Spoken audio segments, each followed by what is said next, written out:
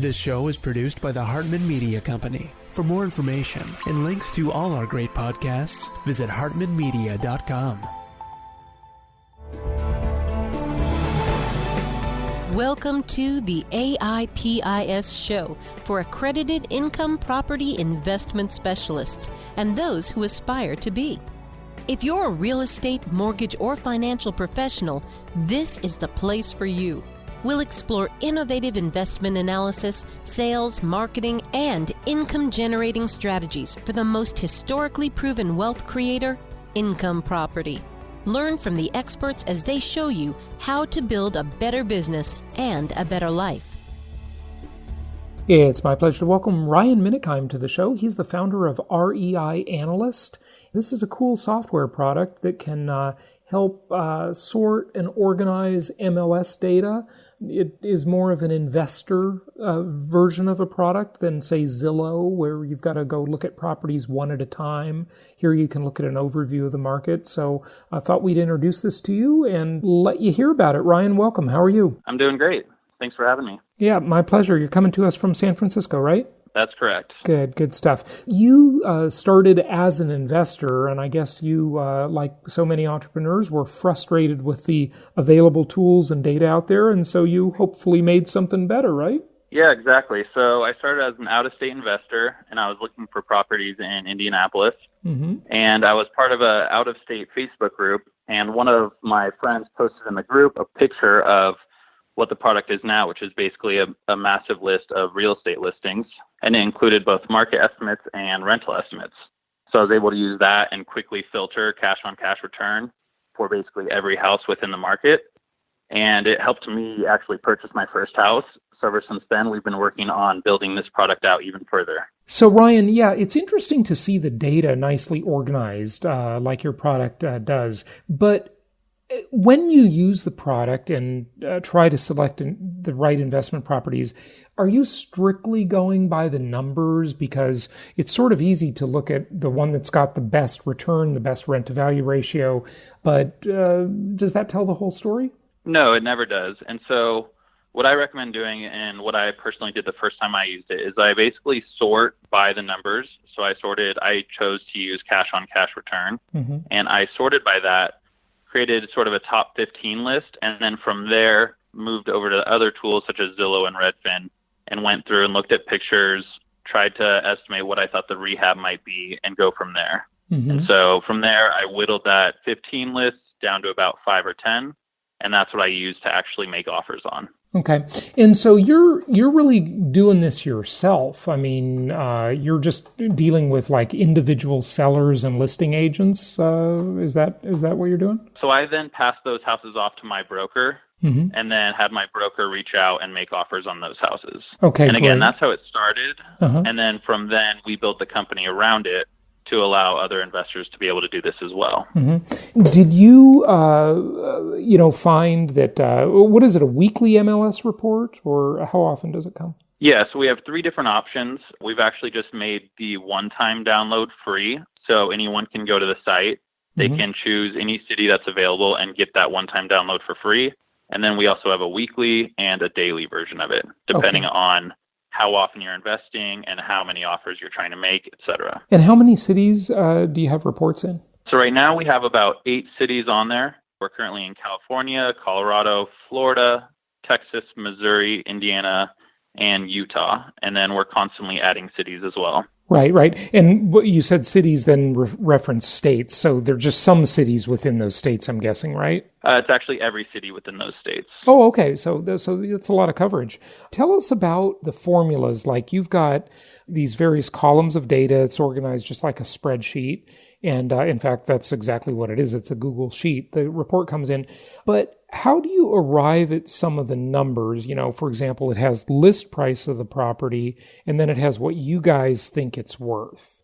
I know some of that may be proprietary, but, give us some hints. Yeah, so that is proprietary. What we've done is we've used sort of triangulation of other public tools out there. And so things like Zillow and Redfin and Rentometer, we've been able to use those to sort of triangulate on a price for both the market estimate as well as what we think the property will actually rent for. Okay. And then we put in some other formulas in there to make the calculations easier. So we have rent divided by market estimate. We have rent divided by listing price. So you can sort of filter for your 1 or 2% rule that you're looking for. Mm-hmm.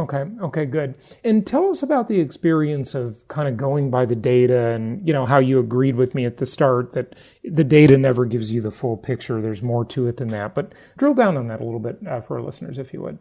Yeah, so I think the biggest thing is it really just cuts down on time. Mm-hmm. So when I started, I was sort of flipping through Zillow or flipping through the MLS, and a lot of it is the same data as far as the houses you're seeing. I was just typing it all into a spreadsheet myself, and it was very time consuming. Mm-hmm. This allows you to, like I said, come up with your top 15 or maybe your top 20 pretty quickly, and then you can constantly be filtering that down. And so at the end of the day, you're not starting with the entire MLS, you're starting with sort of a refined list of 15. Mm-hmm. And then you can also filter your other criteria that you're looking for. So if you're only looking for 3-bedroom, 2-bath or higher, if you're looking for square footage of a certain type or houses only above 50,000, you can also do all that filtering yourself as well. Mm-hmm. You got to be a little careful. I'm sort of surprised that you allow people to change the cells. Like, I clicked on the bedroom, one of the houses, the number of bedrooms, and I could just change it. Is that because you want investors to be able to change that data in case they find that the listing description's inaccurate or something? Or? Well, oftentimes it is. So we often see things that are listed on the MLS as 0 bedrooms. Right. And maybe that's a studio, maybe that's just incorrect. Mm-hmm. But what you're editing is just your own data, and so it doesn't affect any of the other users. But that's typically what we see is people just changing for things that they know about already. Right. Okay, good. So days for sale, so the days on market number. This is the problem with Zillow. There's just no policing of Zillow, and the data just, it's all over the board. There's properties on there that have sold a long time ago and so forth. But that's the world we live in, right?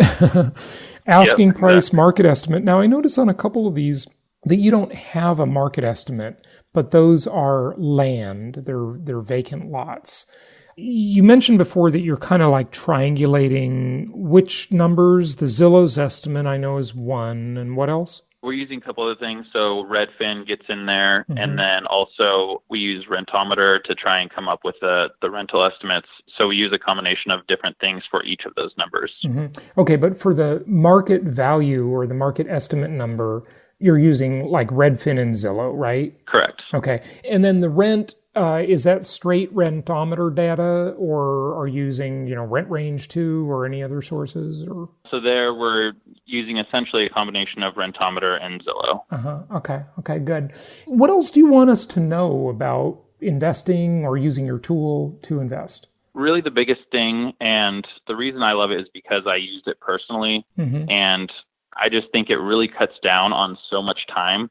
I was able to narrow my list of offers down to 10 within about 25 minutes. And from there, I made offers on 3 of them and got 2 of them accepted, ended moving forward with 1. And so the whole process from a research and offer standpoint was drastically cut down from what it was taking me before. So I think that's really the biggest value. And also, I feel like real estate investors typically are more data-driven than typical investors. And so being able to see the data in this format where every house is just laid out on a different line of a spreadsheet allows you to much more easily visualize the data and be able to filter for whatever you want without clicking through individual MLS listings. Yeah, I agree. So you don't get your emotions attached to it because it's just numbers at first, and if it's a pretty house, it's not going to influence you, at least not right away until you start looking at the listing. Exactly. You're looking at the numbers. You're not looking at how much rehab it takes at first. You're not looking at the beautiful front door, whatever the case may be. You're just looking at the numbers. And then from there, you can go in and start making judgment calls. Yeah, good. What is your plan for the software? I mean, this is a very new product, right? About 2 months old. And what's your vision for the future of this? Yeah, so it's 2 months old. Myself and the co-founder, we've been working through a lot of just getting it up and running right now. I think our next steps are to add more markets, first of all. So we're starting with sort of the top investor markets. From there, we'll move on and just start adding all states and all cities. And then we're looking to do a few more things where sort of an individual tool. Rather than getting the whole market, you can type in an address and get the analysis of that address if you want, if you've already narrowed it down to a specific house. Mm-hmm. And then I think the other big piece that we're looking at would be trended data. So you can click on your city and you can see trended rental estimates, you can see trended market estimates, and see where your state or your city is moving and try to figure out what is the right time to buy. You've got a $49 million house on here. Wow. That's in, I'm looking at Florida right now, and boy, there's a lot of money in Florida, I tell you. So it's amazing. What's the market estimate on a $49 million house? Well, that's a very good question. You guys say that house is only worth $18 million. So, hey, if you got it for $18 million, it might be a great deal, right? Yeah, exactly. Yeah, that's fantastic. Don't you wish there was better rental data available on single-family homes? I mean, it's just too bad. It's as if the whole market in the single-family home world was designed for homeowners, and investors are such an afterthought, whether you be looking on Zillow or the MLS or any platform, Realtor.com, whatever. It's all designed for homeowners, and investors have to do these add-ons to get data. But even with some of the rental estimating tools that, you pull in at least one of them, I know, to your sheet, the data is still pretty wild because investors don't report the rents, so unless the property ended up in the MLS and, it was leased by an agent that reported to the MLS, you're going off sort of, wild data, to say the least. It's pretty fragmented, right? Yeah, it is. And I think that's always going to be sort of something holding us back. I've even noticed I'm personally listing a house for rent in Indianapolis, and I've noticed that I listed it higher and it actually brought this estimate up over the course of like 2 or 3 days. Mm-hmm. And so it's all based on what is being listed out there and not as much as like when houses are sold, when houses are actually leased, it's not factoring as much into the data. So I think it's always going to be sort of a soft point in the analysis that everyone's doing, mm-hmm. which is why we sort of recommend this as an initial tool, but you're still going to have to go do all your own due diligence mm-hmm. after narrowing your list down. Yeah. But I think that'll always be sort of a soft spot. Yeah, good point. I always say to investors, embrace the fragmentation. The fragmentation on its face seems frustrating, but it also, by and large, keeps institutional investors out of our world, and leaves the opportunity for mom and pop investors, which is great. But we have seen the last 10 years coming out of the Great Recession, more institutional money at play than ever, with Invitation Homes and Blackstone and, all the rest. It's pretty amazing. We'll see how this changes the market over the next decade or so. It's pretty interesting. But talk to us a little bit more about the due diligence you have to do when you come off of the software, when you're off of REIanalyst. So I think there's a couple main pieces. I think one is the rehab. And so depending on what condition your house may be in, thinking about how much that rehab might be. And if you're in state, that might be driving to the property and maybe doing a walkthrough. If you're out of state, it might be having your contractor or someone else do that for you. I think that's probably the single biggest thing. And then beyond that, it's probably looking at some comps within the area, seeing what those sold for, and then also seeing if you can dig into the rent a little bit deeper, whether that's using other tools that you prefer or whether that's just looking for other rents in the area that are active at the time. So I think it's sort of just verifying those 3 numbers. Sure. The nice thing about the rent is, once you get to know a market, the rent becomes pretty easy to understand just kind of in your head. So you don't need to be super analytical about it once you get the hang of it. But, initially, yeah, you definitely got to do your research and kind of understand what's going on there. Good stuff. Well, is there anything else you want people to know? I think that's about it. I think the biggest thing is we are offering the one-time download for free, so anyone can go onto the website and check this out for free themselves. And then if you have any feedback, you can definitely email us. Excellent. Well, Ryan, thanks again for joining us. Absolutely. Thank you for having me. Thank you so much for listening. Please be sure to subscribe so that you don't miss any episodes. Be sure to check out the show's specific website and our general website, hartmanmedia.com, for appropriate disclaimers and terms of service. Remember that guest opinions are their own, and if you require specific legal or tax advice or advice in any other specialized area, please consult an appropriate professional. And we also very much appreciate you reviewing the show. Please go to iTunes or Stitcher Radio or whatever platform you're using and write a review for the show. We would very much appreciate that. And be sure to make it official and subscribe so you do not miss any episodes. We look forward to seeing you on the next episode.